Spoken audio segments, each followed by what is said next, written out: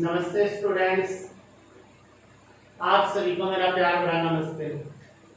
देखो, last video में अपन ने क्या पढ़ रहे थे। लास्ट वीडियो में अपन ने परागकण के बारे में पढ़ लिया था। परागण कितने प्रकार का होता है, परागण के प्रकार पढ़ लिए थे। परागण, पर परागण, स्वपरागण के अनुकूलन के बारे में पढ़ लिया था। देखो, आज मैं एक नया टॉपिक स्टार्ट करने जा रहा हूँ, परागण का ही। आप अच्छे से ध्यान से सुनिएगा, वीडियो को पूरा सुनिएगा, आपको अच्छे से समझ में आएगा। समझ रहे हो मेरी बात? अब देखो, आगे का अपना टॉपिक क्या रहेगा।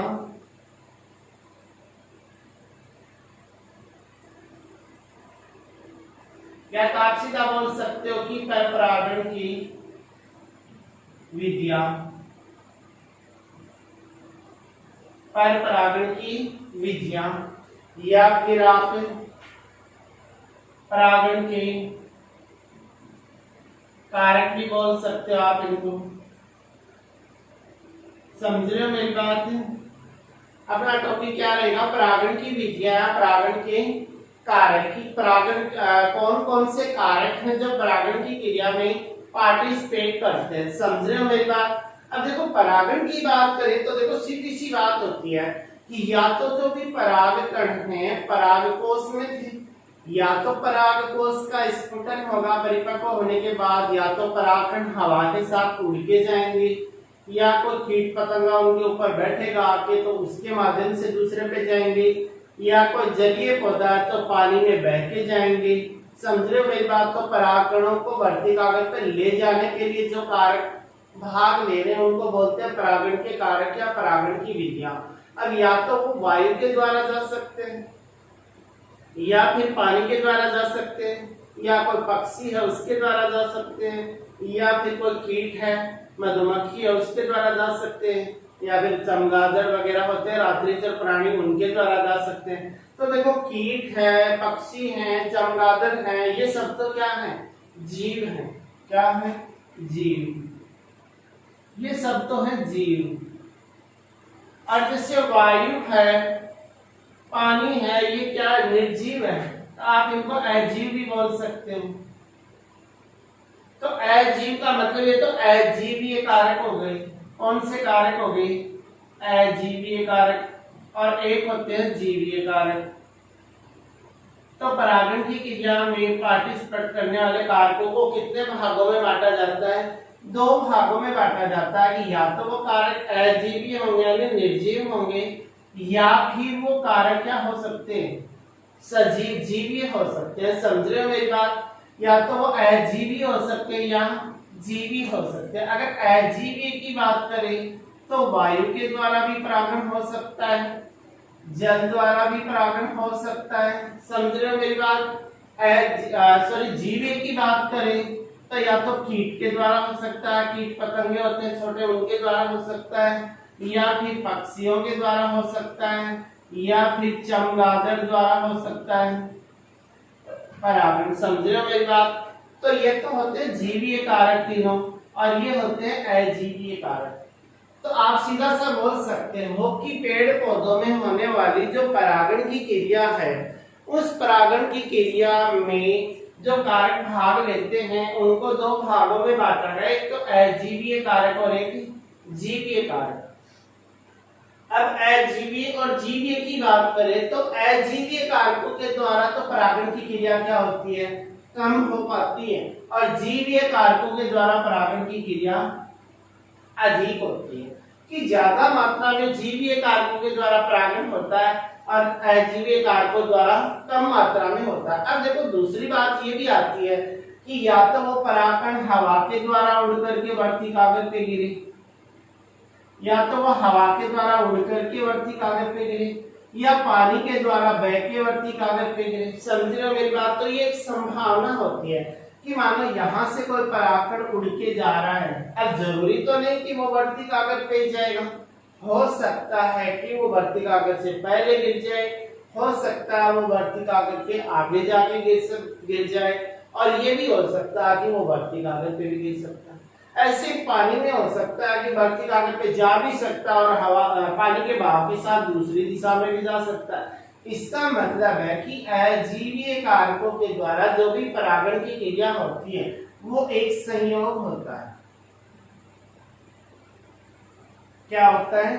एक संयोग होता है कि एक संयोगी घटना होती है। समझ रहे हो मेरी बात? एक संयोग होता है, एक संभावना होती है कि अजीवीय कारकों के द्वारा होने वाला परागण की एक संभावना होती है, एक संयोग होता है कि इसके द्वारा परागण होगा।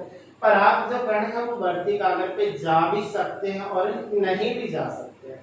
अब नहीं भी जा सकते इसका मतलब मान लो एक ही परागकण था, वो वर्ती कागज तक नहीं पहुंचा, तो इसमें क्या नहीं होगा? वर्ती कागज पे परागण नहीं जाएंगे तो परागण नहीं होगा, परागण नहीं होगा तो पराग नली नहीं निकलेगी, पराग नली नहीं निकलेगी तो अंडाशय में नहीं जाएगी, बीजांड से बीज नहीं मिलेगा, अंडाशय से फल नहीं मिलेगा। इसका मतलब है कि यह फलोरी क्या हो जाए? नष्ट हो जाए।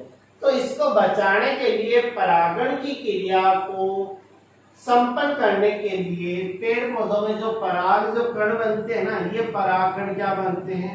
अधिक मात्रा में बनते हैं। ये परागकण अधिक मात्रा में बनते हैं ताकि यहाँ से अगर वायु के द्वारा उड़ के जाएं या पानी के साथ बह के जाएं तो परागकण अगर कुछ नष्ट भी हो जाए तो कुछ परागकण तो यहाँ तक पहुंच पाए। समझ रहे हो मेरी बात? तो परागण की क्रिया को संपन्न कर पाए। समझ रहे हो मेरी बात? तो अपन क्या बोलेंगे कि अजीवीय कारकों के द्वारा परागण की क्रिया कम होती है। अजीवीय कारकों के वायु परागण आता है, जल परागण आता है। अजीवीय कारकों के द्वारा परागण की क्रिया में परागण होना एक संयोग होता है, एक संभावना होती है। इसमें परागकण के नष्ट होने की संभावना ज्यादा रहती है। इसे बचाने के लिए पौधों में परागकण क्या होते हैं? अधिक मात्रा में बनते हैं। समझ रहे मेरी बात? आपसे पूछा जाए कि पौधों में परागकण अपेक्षाकृत अधिक क्यों बनते हैं बीजांड की तुलना में, तो अपन क्या बोलेंगे कि जो परागण की जो क्रिया होती है उस परागण की क्रिया में वायु और जल द्वारा होने वाले परागण में अधिकांश परागकण क्या हो जाते हैं? नष्ट हो जाते हैं, वर्ती कागज तक पहुंच ही नहीं पाते। तो परागण की क्रिया संपन्न नहीं हो पाती है। इसे संपन्न रखने के लिए परागकणों की संख्या क्या अधिक उत्पन्न की जाती है। समझ रहे हो मेरी बात? अगर जीवीय कारकों की बात करें तो सजीव होते हैं। देखो इनके द्वारा जो भी परागण की क्रिया होती है उसमें संभावना नहीं होती है, उसमें संभावना नहीं होती है कि पक्षी अगर फ्लोर पे गया तो परागण निश्चित ही होगा। समझ रहे हो मेरी बात? अब इसके द्वारा जो भी परागण होता है वो अधिक होता है। इसकी बात करें तो इसमें कीट परागण है, पक्षी परागण है, चमगादड़ परागण है, ये सब के सब जीवीय कारकों में शामिल होते हैं। समझ रहे हो मेरी बात? अब देखो आगे की बात करें, अगर प्रत्येक के बारे में अपन डिटेल से पढ़ें कि जल परागण क्या है, वायु परागण क्या है, तो देखो एक एक को अपन पढ़ेंगे। एक तो वायु परागण और एक जल परागण। अब सीधी सी बात है, अपन वायु परागण के बारे में पढ़ें तो देखो ये कोई वर्ती कागज है और इस वर्ती कागज के ऊपर यहाँ परागकण जाके गिर रहे हैं।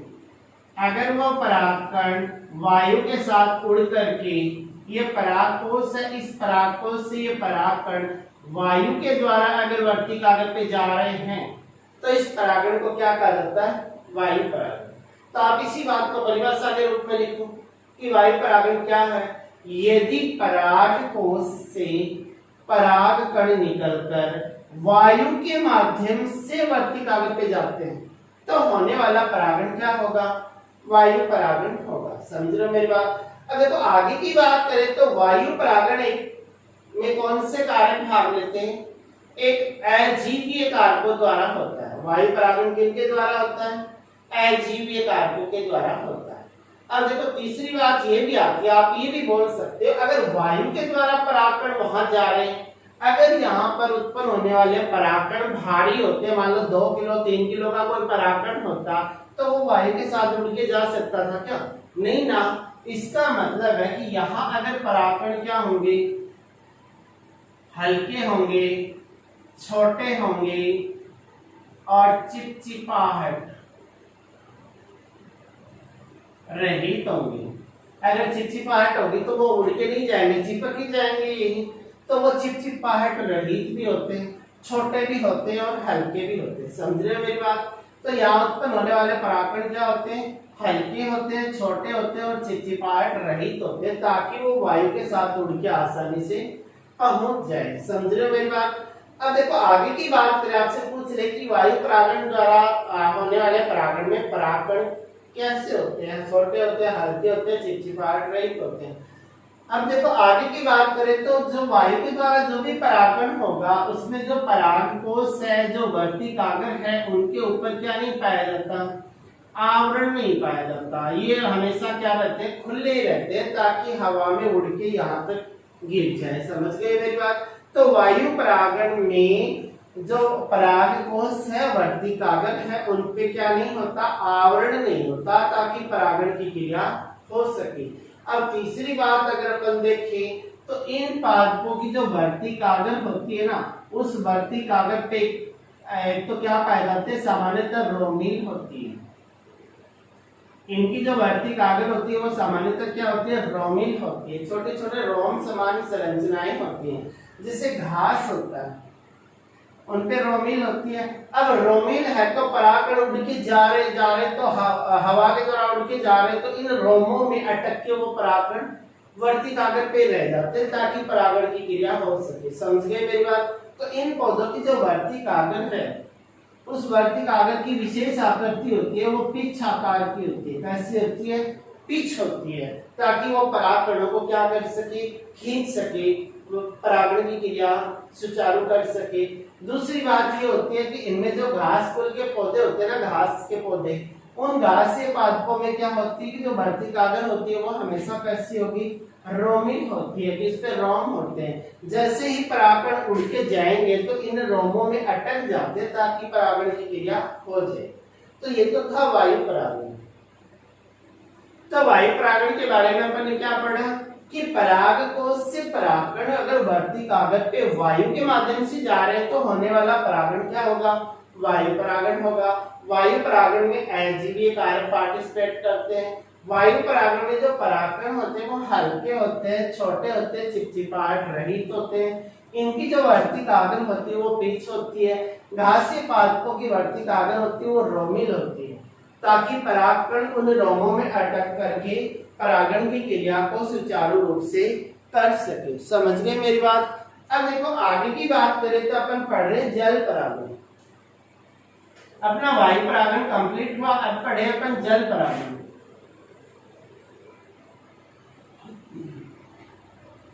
जल परागण की बात करें तो देखो जल परागण क्या, अपन सीधी सी इसकी परिभाषा निकालें कि ये तो परागकोश था और ये किसी पादप की क्या है, वर्तिकाग्र है। इस परागकोश से ये परागकण पानी के साथ बह करके अगर वर्तिकाग्र पे जा रहे हैं तो उसे बोलते हैं जल परागण। जल परागण में भी क्या करते हैं, अजीवीय कारक पार्टिसिपेट करते हैं। समझ रहे हो मेरी बात। तो अपन क्या बोले, यदि परागकोश से परागकण पानी के द्वारा, जल के द्वारा वर्तिकाग्र पे पहुंचे तो उसे कहा जाता है जल परागण।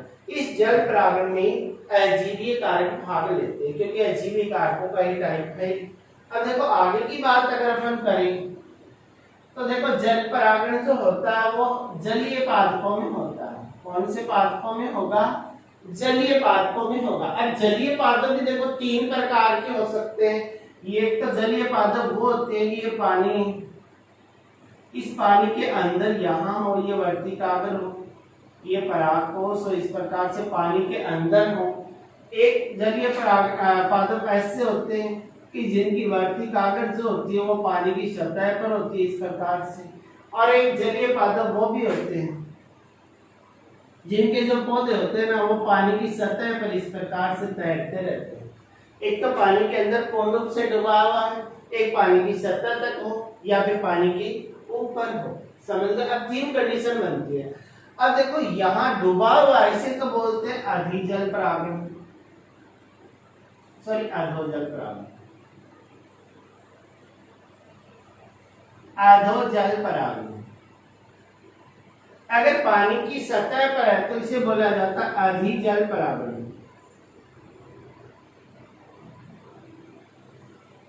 उनको बाद में देखेंगे।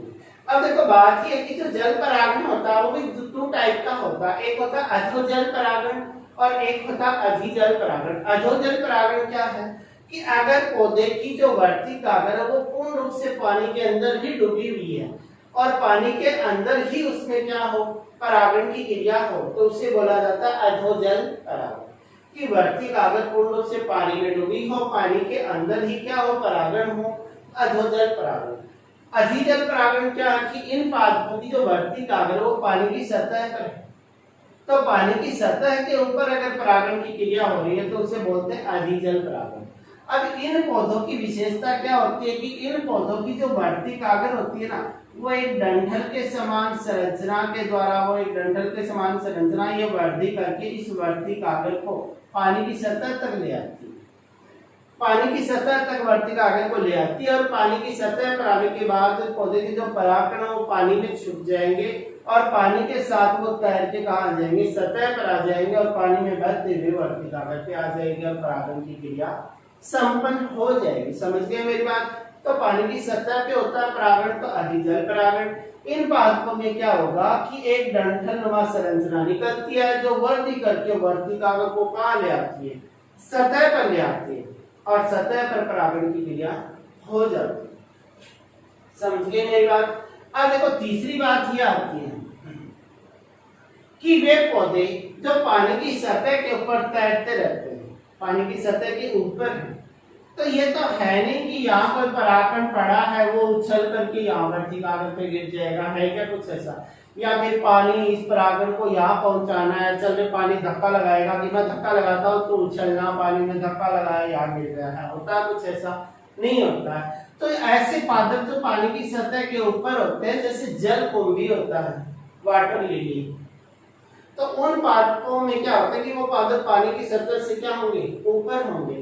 ऊपर होंगे तो जल के द्वारा तो परागकण पहुंच नहीं पाएंगे क्योंकि इनमें वर्ती कागर भी ऊपर होगा, परागकोश भी ऊपर होगा, तो इनमें जो परागण होता है वो कीट द्वारा होता है।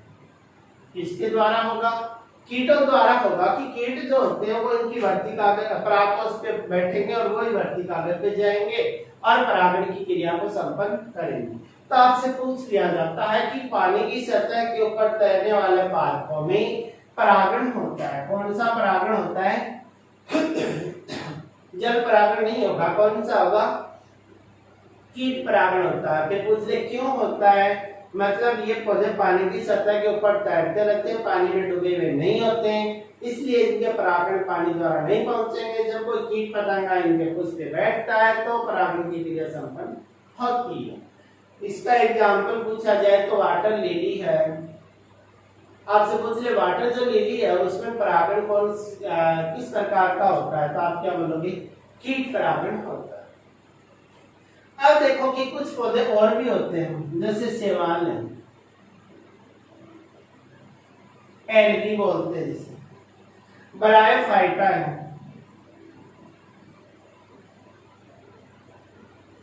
टेरिडोफाइटा है। देखो इन पादपों में क्या होता है कि ये पादप भी जल में ही उत्पन्न होते हैं और जल में अगर उत्पन्न हो रहे हैं तो होने वाला परागण भी क्या होगा? जल द्वारा ही होगा। तो इन पादपों में भी जल द्वारा परागण होता है। जल द्वारा परागण होने के कारण ये जो ब्रायोफाइट है इनकी स्पीशीज तो काफी मिल जाती है, लेकिन ब्रायोफाइट है, टेरिडोफाइटा है, इनके सदस्य कम ही देखने को मिलते हैं। अब क्वेश्चन पूछ लिया जाता है कि ब्रायोफाइटा है, टेरिडोफाइटा है, उनके सदस्य होते हैं वो कम विकसित क्यों हो पाते हैं? तो आप क्या रीजन दोगे? देखो पहला रीजन तो यही है कि ये जलीय पादप हैं। इन पादपों में परागण की क्रिया के लिए किसकी आवश्यकता होती है? जल की आवश्यकता होती है। जल के द्वारा ही परागण होगा, जल के द्वारा ही निषेचन होगा। जब इन पादपों को जल ही नहीं मिलेगा तो परागण निषेचन की क्रिया हो पाएगी क्या? नहीं हो पाएगी। वो क्रिया नहीं हो पाएगी तो बीज फल नहीं बनेंगे, वो नहीं बनेंगे तो नया पौधा विकसित नहीं होगा। तो उसका रीजन यही है कि इन सब क्रियाओं के लिए इन्हें जल की आवश्यकता होती है। जल की आवश्यकता होने के कारण इनके सदस्य कम विकसित हो पाते हैं। तो अपने वायु परागण पढ़ लिया, जल परागण पढ़ लिया। अब देखो पढ़ेंगे जीवीय कारक, और जीवीय कारकों में भी अपन ने पढ़े 3। एक होता है कीट परागण, जीवीय कारकों में भी तीन है। एक होता है कीट परागण, एक होता है पक्षी परागण,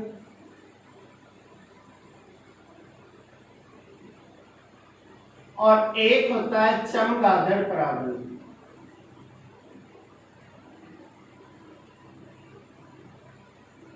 ये तीन प्रकार के हैं। अब देखो कीट परागण की बात करें तो पहली बात तो इसकी परिभाषा है। देखो ये परागकोश है, इसमें परागकण भरे हुए हैं, ये पौधे की वर्ती कागर है।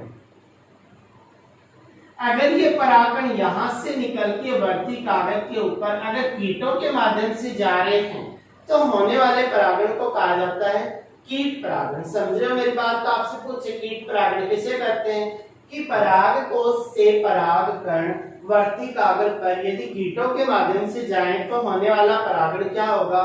कीट परागण होगा। समझ रहे हो मेरी बात? अब देखो ये कीट इनके ऊपर क्यों आते हैं? ये क्या इनको मजा आता है क्या कि हम परागण करेंगे तो हमें इन पर मजा आएगा, हम खेल रहे हैं, हम बदमाशी कर रहे हैं, हम वो कर रहे हैं, हम कार्य कर रहे हैं?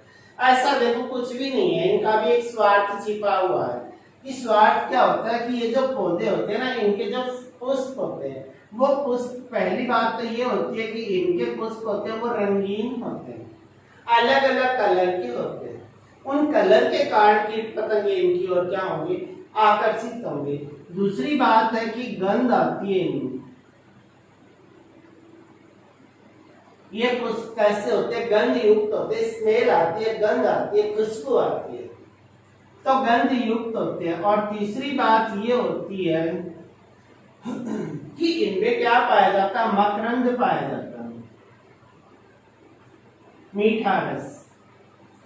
तो देखो रंगीन है, गंधयुक्त है, मकरंद है, इन सब कारणों के कारण ही ये कीट पतंगे क्या होते हैं? उन पुष्पों की ओर दौड़ के आते हैं कि रंगीन है, गंध है, इनके कारण को वो आकर्षित होते हैं और मकरंद को वो खाते हैं, चूसते हैं।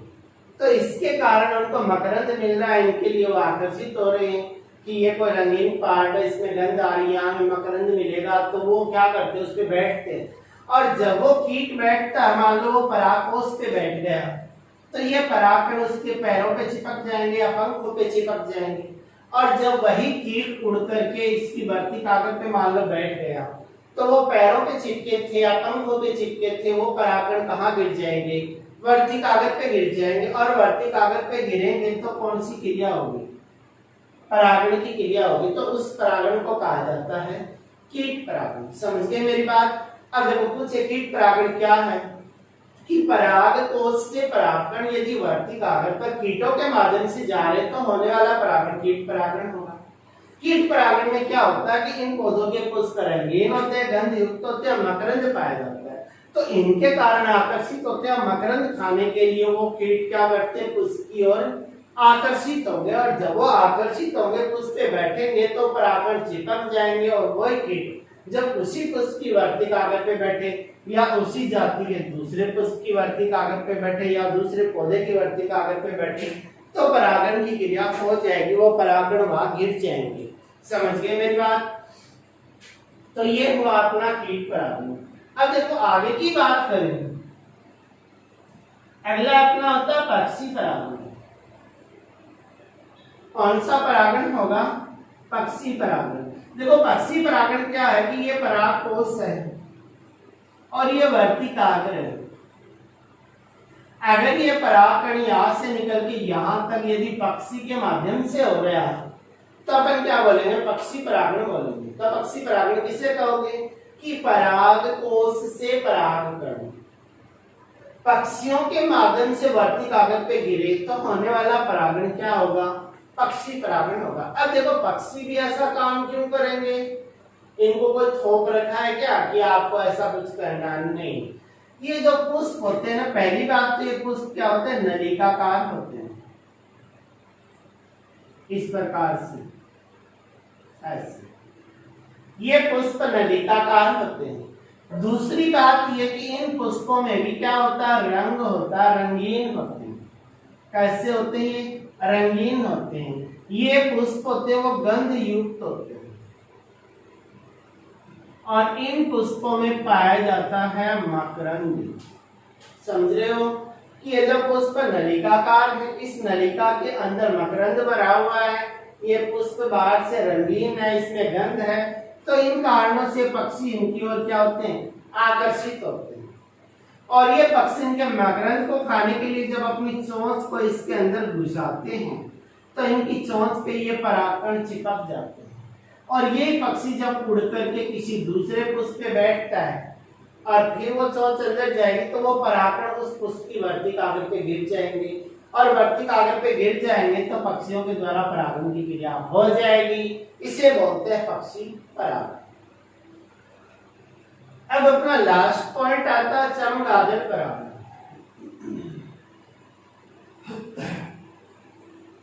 देखो बात वही है कि परागकोश से परागकण यदि वर्ती कागज के ऊपर यदि चमगादड़ के माध्यम से गिर रहे हैं तो होने वाला परागण क्या होगा, चमगादड़ परागण होगा। अब बात सीधी सी है कि चमगादड़ ये जो चमचेड़ वगैरह बोलते हैं ना, रात के समय उड़ती है, उसको बोला जाता है। तो वो चमगादड़ क्या है, यह एक रात्रिचर प्राणी है। कैसा प्राणी है, रात्रिचर प्राणी है, रात के समय निकलता है। अब ये रात्रिचर प्राणी है, रात के समय वातावरण में ये वायुमंडल में उड़ान भर रहा है। तो कुछ पौधे ऐसे भी होते हैं कि जिनमें जो पुष्प होते हैं ना वो रात के समय खिलते हैं। कुछ पौधों के पुष्प ऐसे भी होते हैं जो रात के समय खिलते हैं, और रात के समय खिलेंगे उन पुष्पों में क्या है, रंग भी है, गंध भी है, मकरंद भी है। तो रंगीन भी है, वो कलरफुल भी है, व्हाइट भी हो सकते हैं, गंध युक्त भी है और मकरंद युक्त भी है। तो एक बात तो ये है कि इन सब कारणों से रंगीन, गंध युक्त और मकरंद के कारण क्या होते हैं, छोटे मोटे कीट होते हैं वो उन पुष्पों पे आ जाते हैं। छोटे कीट होते हैं वो उन पुष्पों पे आ जाते हैं, और ये चमगादड़ उन कीटों को खाने के लिए, चमगादड़ उन कीटों को खाने के लिए या उस मकरंद को खाने के लिए उस रात्रि को जो पुष्प खिलाता उस पुष्प की ओर क्या होगा, आकर्षित होगा। और जब वो चमगादड़ उस पुष्प पे जाएगा तो इस पुष्प के परागकण उस चमगादड़ पे चिपकेंगे, और वो चमगादड़ उड़ करके किसी दूसरे पुष्प पे जाएगा तो वो परागकण उस पुष्प पे गिर जाएंगे तो परागण की क्रिया हो जाएगी। इसे बोला जाता है चमगादड़ परागण। समझ रहे हो मेरी बात। तो चमगादड़ परागण क्या है कि परागकोश से परागकण निकलकर यदि वर्ती कागज पर चमगादड़ के द्वारा जा रहे हैं तो चमगादड़ के माध्यम से हो जा रहे हैं तो उसे बोलते हैं चमगादड़ परागण। चमगादड़ जो होता है वो एक रात्रिचर प्राणी है, और कुछ पुष्प भी ऐसे होते हैं जो रात को खिलते हैं। अब उन पुष्पों में क्या है, कोई विशेष रंग है, गंध है, मकरंद है। इनके कारण छोटे मोटे जो कीट होते हैं वो उन पुष्पों के ऊपर बैठ जाते हैं आकर के उन मकरंद को खाने के लिए। अब जो चमगादड़ वो रात को निकला, वो पुष्प दिखाई दिया, इस गंध और रंग से वो आकर्षित हुआ, तो वो चमगादड़ जब उस पुष्प पे जाएगा तो वहां उनको कीट खाने को मिलेंगे, उनको मकरंद खाने को मिलेगा, तो वो चमगादड़ वहां बैठेगा। जैसे वो बैठेगा तो वहां परागकण है वो उन चमगादड़ों के पैरों पे चिपकेंगे, उनके पंखों पे, शरीर पे चिपके, और वही चमगादड़ जब उड़ करके किसी दूसरे पुष्प पे जाएगा तो वो परागकण वहां गिर जाएंगे और परागण की क्रिया संपन्न हो जाएगी। समझ रहे हो मेरी बात।